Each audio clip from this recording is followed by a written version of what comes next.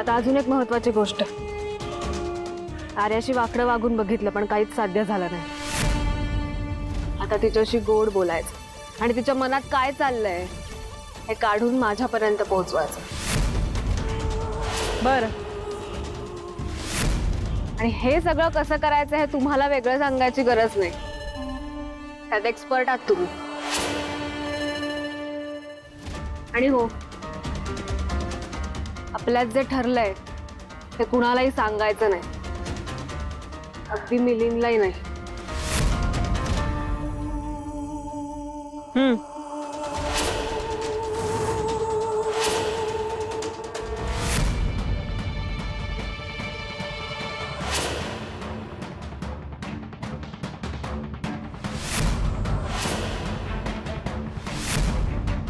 काय चोरून चाललंय आणि ही कशाला आलती इकडे? सई, अहो ती रिक्वेस्ट करायला आली होती की मला घरात घ्या म्हणून, पण मी तिला नाही सांगितलं। नक्की? होय। हे बघ, ह्याच्यापासून जरा लांबच राहा। हा, मी लय गुन्हेगार पाहिलेत, पण ही जरा अतिशानी आहे। आणि आपल्याला जे काही हिचं रूप दिसलं होतं ते फक्त ट्रेलर होता, पुढं काय काय करेल काय सांगता येत नाही। कधी आपल्या पाठीत खंजीर गुपचल काय नेम नाही बघ, जरा चारात लांबच राहा।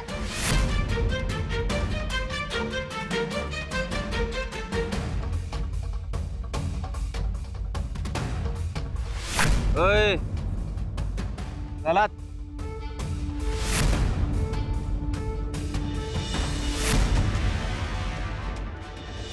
अरे तू आजीला आणि काकूला सांगितलंस ना आपण चाललोय? नाही रे, त्यांना हॅलो।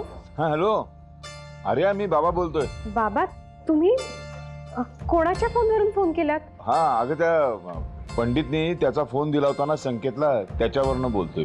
अच्छा, म्हणजे पंडितची काय माझी भेट झाली नाही, पण होईल, भेटेल मला तो। सगळं ठीक आहे ना? हो हो, सगळं सगळं व्यवस्थित आहे, काळजी करू नकोस तू। अगं काळूबाईनी एवढ्या मोठ्या संकटातनं बाहेर काढले आपल्याला, तीच रक्षण करेल, तिलाच काळजी आपली। बरं, मी फोन अशासाठी केला होता की तुमची खूप आठवण येते ग, भेटावं असं वाटतंय। अमोगरावांना घेऊन येशील का तू? म्हणजे काय आहे, लग्नामध्ये आम्ही नव्हतो, काही मानपान करता आलं नाही, निदान जेवायला तरी त्यांना बोलवूया असा विचार केला आणि फोन केला। येऊ शकशील का? आपलं ट्युनिंग एकदम परफेक्ट आहे, आम्ही तिकडेच यायला निघालोय आता। अरे वा। बाबा, मला तुमच्याशी जरा महत्वाचं बोलायचं होतं। पाटलाच्या घरातून काळूबाईची मूर्ती माधव आणि सुरेंद्र यांनी विसर्जनासाठी नेली होती, पण रस्त्यात त्यांनी कुठेतरी ती मूर्ती ठेवली आणि तिथूनच ती गायब झाली। पण कोणत्या रस्त्यावर आणि कुठे ठेवली याचा प्रत्यक्ष साक्षीदार माझा अविनाशच आहे। आता यापुढे मूर्तीपर्यंत पोहोचण्याची पुढची दिशा तोच तुला दाखवेल। अरे वा, यायलाच निघालाय तुम्ही? बर बर बर, या या, मग भेटल्यावर बोलूया आपण। हा ठेवू? हो, बाय। काय झालं, येते ना? हो, लगेच निघालीच आहे ती। काय ट्युनिंग आहे तुमचं? हो, ती हेच म्हणाली। अरे बरं अविनाश, ऐक ना, आता ती इथे आली ना की आपण तिच्या कानावरती घालूया हो, की काळूबाई बद्दल आपण लोकांना जागृत करण्याकरता बाहेर पडणार आहोत। मला वाटते त्या दोघांच्या विचारांनीच आपण पुढचं पाऊल उचलूया। हो। याला काय अर्थ आहे? हा, तुम्हाला काय वेगळे कष्ट करावे लागतात? मशीनला तर कपडे धुवायचे असतात ना? पण मी म्हणते, मशीन मध्ये घालून सुद्धा कपडे स्वच्छ का निघत नाहीये? पण ताई, आम्ही सगळं व्यवस्थित करतो की। हे असं व्यवस्थित कामं करता तुम्ही? मशीन कशी लावतात हेही माहित नाहीये का तुम्हाला? चल मी दाखवते कशी लावतात ते, चल।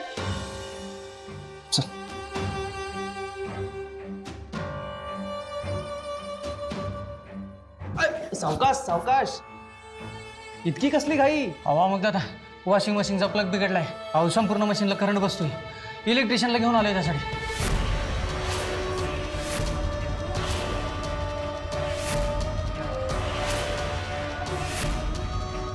मालती वहिनी मशीनला कपडे लावायला गेल्यात, त्यांना अडवायला हवं। या पटकन। बाकी समजा जाऊ दे, पण चांगुलपणा दाखवण्यात येत ना लई पुढं पुढं असते बघा आर्या. आता वॉशिंग मशीनला करंट लागतोय हे समजल्यावर धावत धावत येईल बघ माझा जीव वाचवायला. चल चल ती येत असेल पण नाटक सुरू करूया. तर आता मशीन कशी लावायची नाही तुला दाखवते मी, नीट बघून घ्या जरा. आधी हा बटन अगं मशीनला हात लावू नका, करंट लागतोय. बघ काय झालंय ते.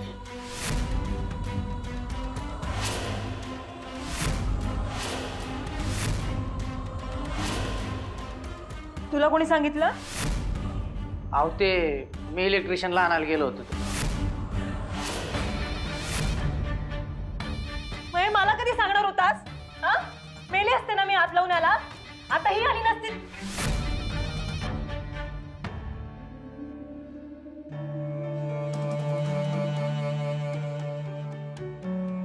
आर्या, अरे तू जीव वाचवलास माझा आता. तू आली नसतीस तर एवढा मोठा करंट लागून मी मेले असते का आर्या. आतापर्यंत मी तुला एवढा त्रास दिला. वहिनी अहो, वहिनी उठा. तू खरंच ग्रेट आहे आर्या. मी चुकीची आहे, मी चुकी. वहिनी वहिनी थांबा. कशी आहे ग मी? हा तुझ्यासारख्या चांगल्या मुलीला मी त्रास देत राहिले नाही. पण भाऊजी आता या क्षणापासून मला माझी चूक कळली.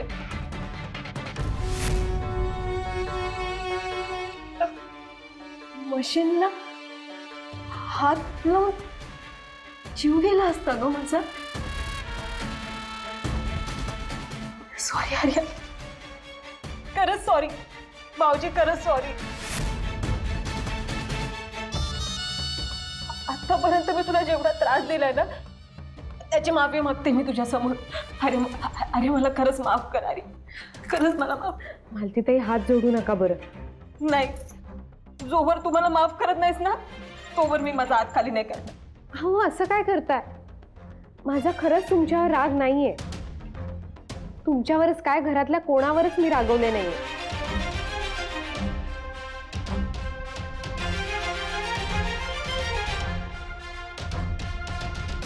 लेट्स मोठ्या मनाची असतो आहे. पण आज मला माझी चूक कळली की मी तुला चुकीची समजत होते आतापर्यंत. खरंच सॉरी. इट्स ओके ताई.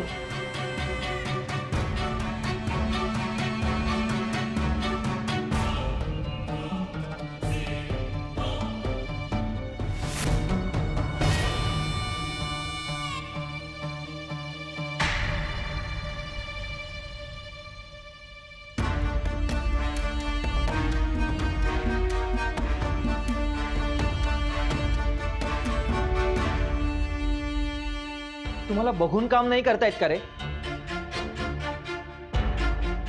वॉशिंग मशीनला करंट लागत होता हे कोणाला तरी सांगून जायला होतस ना तू. आता कोणी हात लावला असता तर जीवावर बेतला असतं कुणाची तरी. अहो ते सॉरी अमुक तारा. बरं ठीक आहे, राहू दे आता, लक्ष द्या आता तरी. वहिनी तुम्ही ओके आहात ना? हो आहे, मी बरी आहे. भाऊजी आज आर्या नसती तर. काळजी घ्या. अरे निघूयात आपण. हो चल. येतो. आता तरी लक्ष द्या प्लीज.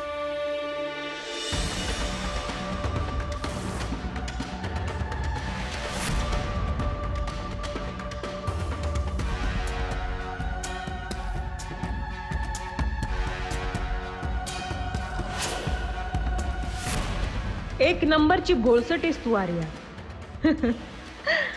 आता बघच कशी गुंडाळते तुला.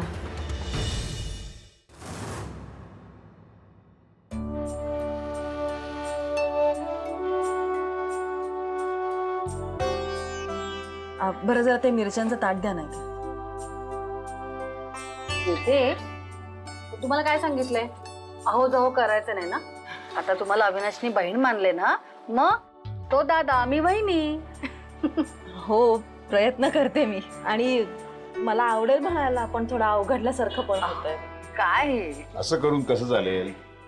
मी दादा आणि ही बहिणी आहे ना तुमची. तुम्ही जर असं अवघडलात तर मग इथे राहायला आम्हालाही अवघडल्यासारखं होईल. आपण सगळी काळूबाईची लेकरं आहोत, एक कुटुंब आहोत, है ना? आता म्हणायचं आम्हाला दादा आणि बहिणी. हो दादा, करते मी प्रयत्न. बरे, अमोघ आर्या कुठल्याही क्षणी येतील. मी जरा बाहेर बसतो. हो, आता आमचं पण होतं चाललंय. चालू दे. हे तुम्ही काय करताय? तीळ, खोबरं, मिरच्या आणि दाणे याची भाजकी चटणी. अरे वा, अविनाशला ही चटणी खूपच आवडते. हो, माहितीये ना मला.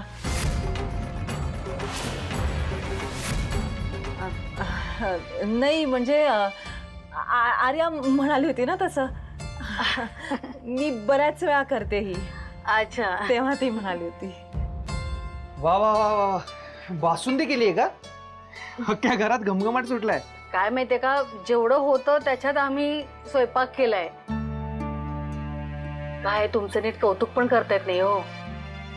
हा, पण तुम्हाला बासुंदी आवडते ना? आवडते म्हणजे काय, खूप आवडते मला. आर्या, हा, अगं एकदम गोड दिसतेस हा. थँक्यू आत्या. मस्त वाजत आहे. संकेत कसा आहेस? मस्त आहे मी. पण तुला माझ्याशी काहीतरी बोलायचं होतं म्हणे.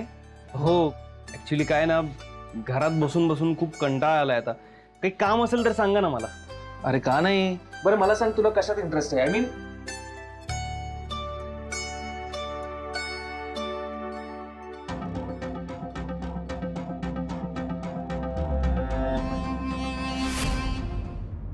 बाबा, मला जरा बोलायचंय तुमच्याशी. बस ना. नाही, बाहेर चला ना. बाहेर? हो, लवकर चल. या.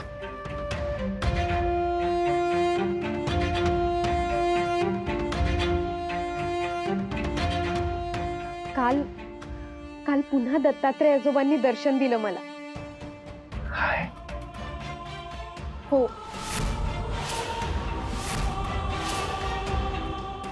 हंबीरराव पाटलांच्या घरी मला काळूबाईची पुन्हा प्रतिष्ठापना करायची, पण तिथली ओरिजिनल मूर्ती गायब झालीये. त्याबद्दलच सांगत होते आजोबा. माधवराजे आणि सुरेंद्रराजे हे दोघेही त्या मूर्तीचं विसर्जन करायला निघाले होते. तेव्हा रस्त्यात कुठेतरी त्यांनी ती मूर्ती ठेवली. हो, आणि मग अचानक तिथून ती गायब झाली. मला माहिती आहे. मी साक्षीदार आहे त्या घटनेचा. तेच म्हणाले आजोबा, ती मूर्ती आता कशी शोधायची याची दिशा तुझे बाबाच तुला दाखवते. आजोबा म्हणत होते की वर्ष अविनाश काळूबाईचं नावही घेत नव्हता, त्यामुळे त्याचा पुण्यक्षय झाला. पण आता मी त्याला पुन्हा काळूबाईच्या कामात सहभागी करून घेतोय, म्हणजे त्याचा पुण्यसंचय होईल. असं म्हणाले? हेच हवं होतं ग मला. मला हेच हवं होतं. 40 वर्षापूर्वी जी भयंकर घटना घडली, माझ्या वडिलांना गमावलं मी. नंतर आयुष्यामध्ये प्रत्येक क्षणी माझ्या वडिलांची उणीव भासत आली मला. मग मोठा झालो, तुम्ही मुलं झालात. मग तुम्हाला ओव्हर प्रोटेक्ट करायच्या नादामध्ये वडिलांच्या आठवणीपासूनच मी दूर गेलो. पण मला आता ते सगळं हवंय. मला माहितीये मी एवढा पुण्यवान नाहीये, पण आई काळूबाईकडे माझं एकच मागणं आहे. मला एकदा माझ्या बाबांना बघायचंय. एकदा त्यांच्याशी बोलायचंय. एकदा तरी काळूबाई माझ्या वडिलांचं दर्शन दे ना ग मला. बाबा, तुमची भेट नक्की होईल, पण त्याआधी ती मूर्ती शोधायची आहे. कुठं ठेवली होती त्यांनी ती मूर्ती? दत्तात्रय मंदिराचा चौक. तिथून पुढे मोठा वृक्ष आहे. त्या वृक्षाच्या खाली एक शंकराच्या पिंडीचा दगड आहे. त्याच्या बाजूला ती मूर्ती होती. तिथून ती गायब झाली. मला वाटते आपल्याला तिथे जावं लागेल.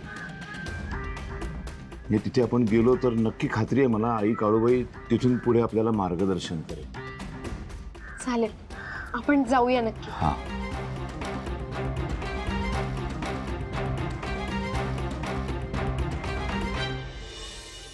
धूळ घेतो पायाची गुरुजी. भान सुटत चाललंय माधवा. गुरुजी त्या काळूबाईच्या जाळ्यात अडकत चाललायस तू. त्या आर्याच्या कलानं घ्यायला लागलास तू. नाही नाही नाही गुरुजी, तसं नाहीये. काय आम्ही अमोकच्या समोर जरा सबुरीनं घेतोय, ते बी शालिनीसाठी.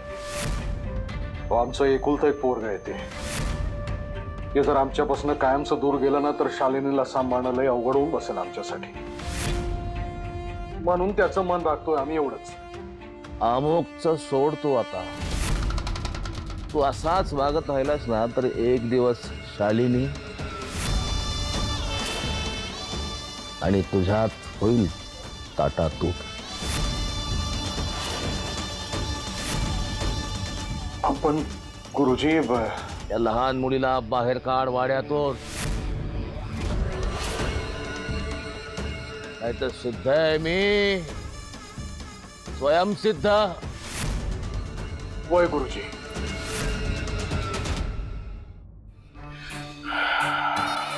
ह्या गावचे ती पोरगी पण अमुकला लई लळा लागलाय ना तिचा. अहो कारण तरी विचारायचं ना, असं का असं विचारणार त्यांना उलट. त्यांनी कर म्हटलं की आपण करायचं बस. हे बघा, काहीतरी त्याच्या मागं कारण असणार आहे. अहो नाही ऐकणार ना, पण अमोग असं काय करताय? माझं पोरग आत्ताशी कुठं आपल्याशी पहिल्यासारखं वागायला लागलंय.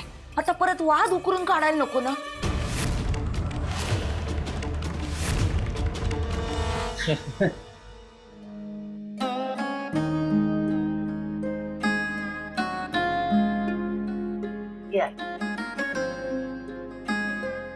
वा, ठीक आहे. तुम्ही दोघी बसा ना आमच्या सोबत. नाही नको. आम्ही बसतो, आज तुमचा मान आहे ना. मग जेवा जेवा. बरं.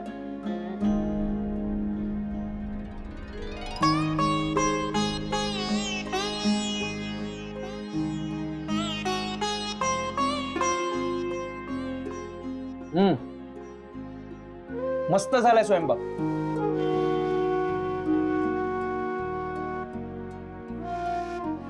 आर्याच्या हातात इतकी चव कशी, हे कोडा आत्ता उलगडलाय मला. दत्तात्रय मंदिराचा चौक, तिथून पुढे एक मोठा वृक्ष आहे. आर्या, ही चटणी याआधी कधी केली नाहीस तू. आईकडून शिकून घे. एक शंकराच्या पिंडीचा दगड आहे, त्याच्या बाजूला ती मूर्ती होती, तिथून ती गायब झाली.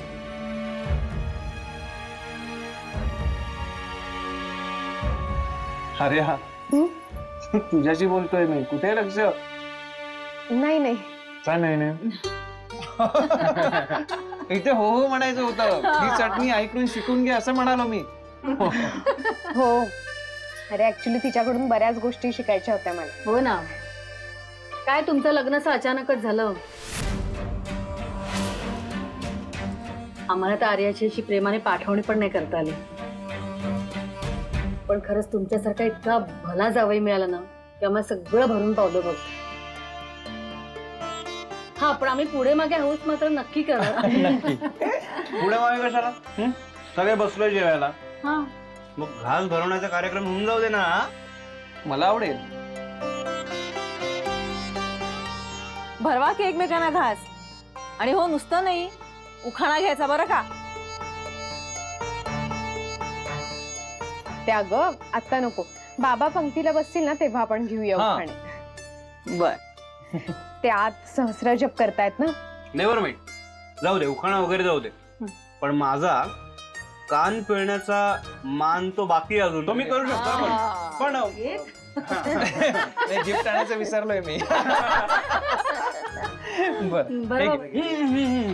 फोटो काढतो. Smile please.